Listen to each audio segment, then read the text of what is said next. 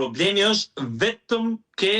vetja e tij, personi i tij. Edi Rama mbrojti Ballukun për shkak se nuk lejoi vendosjen e precedentit për të shkuar nesër drejtësia për trokitur në zyrën e tij, sepse arritën të futen në paradhom, arritën të futen ke Balluku, tentuan t'ia marrin dhe t'ia arrestojnë Ballukun, dhe sigurisht po të ndodhte ky skenar, nesër fare mirë me të gjithë vjedhjet, bëmat dhe dëmet që i ka bërë ky kryeministër këtij vendi dhe buxhetit shtetit, me shumë të drejtë një drejtësi normale, edhe deri diku e pavarur, jo tërësisht e pavarur,